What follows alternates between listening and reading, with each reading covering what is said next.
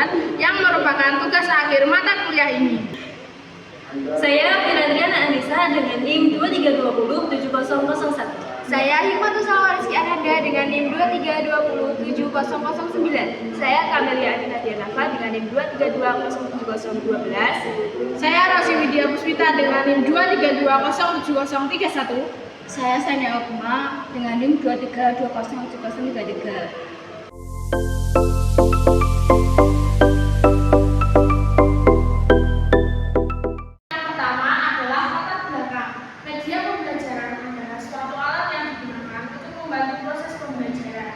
Media pembelajaran bukan hanya suatu alat, tapi juga bermanfaat dan juga dapat mempengaruhi hasil proses belajar siswa.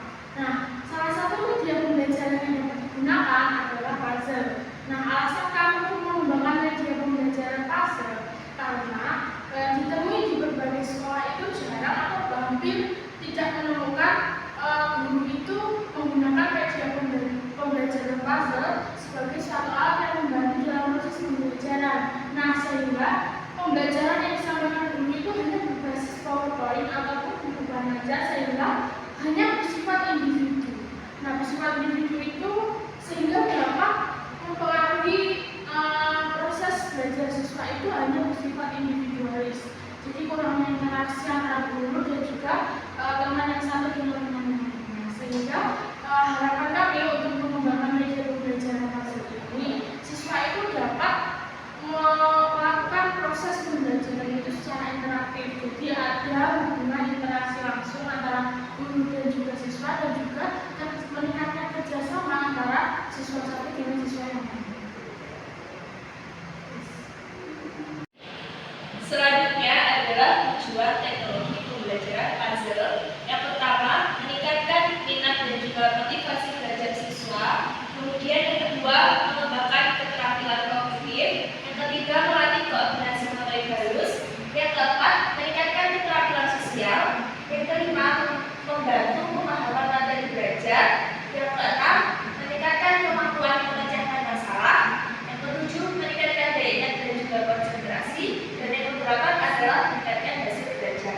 Kesimpulannya, penggunaan media pembelajaran puzzle sangat efektif dalam proses belajar karena mampu meningkatkan hasil belajar, meningkatkan minat belajar, mengembangkan kemampuan berpikir, melatih keterampilan motorik, serta mempermudah materi pada pembelajaran. Dengan pendekatan yang interaktif dan juga menyenangkan, puzzle tidak hanya membuat pembelajaran lebih menarik, tetapi juga membantu dalam mengembangkan proses belajar siswa. Metode pembelajaran tidak selalu ditentukan oleh guru karena bersifat fleksibel. Untuk media puzzle ini, metode pembelajaran yang tepat adalah PBL atau pemecahan masalah. Langkah-langkah sederhananya adalah seperti berikut. Yang pertama, orientasi pada masalah. Yang kedua, mengorganisasi siswa belajar.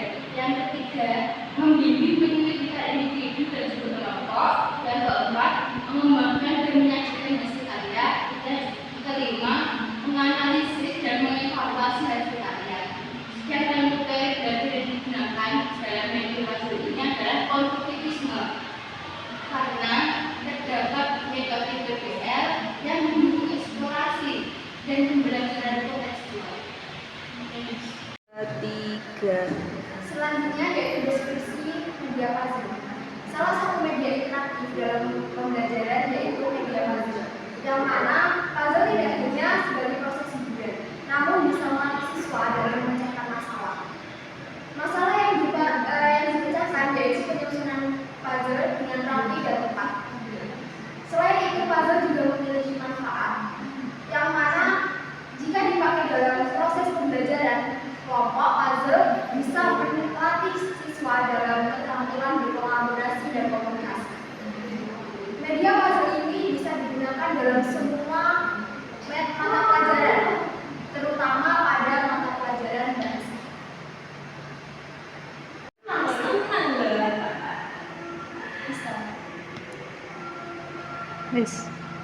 Selanjutnya ada kelebihan dari media puzzle yang kami kembangkan. Yang pertama, media mudah dibawa kemanapun, dan karena bahannya yang ringan. Yang kedua, media bersifat interaktif karena melakukan tindakan langsung dan pemikiran kritis siswa dalam menyusun puzzle. Yang ketiga, media jarang digunakan di sekolah, jadi menambah inovasi dalam belajar. Yang keempat, dapat melatih konsentrasi dan daya ingat siswa. Yang kelima, media puzzle dapat meningkatkan minat dan motivasi siswa dalam belajar. Yang keenam, penggunaan blackboard sebagai materi pembelajaran dan soal. Selanjutnya adalah kekurangan dari teknologi pembelajaran berbasis puzzle. Yang pertama adalah penggunaan bahan yang kurang aktif. Karena dalam media pembelajaran ini, bahan yang digunakan adalah kardus sehingga tergolong bahan yang tidak awet. Kemudian yang kedua, puzzle berukuran mini atau kecil sehingga ketika dilihat dari kejauhan itu kurang tampak. Kemudian yang ketiga, kurangnya tulisan. Dalam media pembelajaran ini, puzzle itu media yang kita buat ini hanya seperti mainan, seperti hanya gambar dan juga barcode. Kurangnya barcode bacaan yang membuat seseorang itu kurang tahu apakah itu media pembelajaran ini untuk apa seperti itu. Kemudian yang keempat, hanya sekedar gambar. Teknologi berbasis puzzle merupakan salah satu inovasi pembelajaran yang efektif, menyenangkan dan relevan dengan gaya belajar siswa masa kini.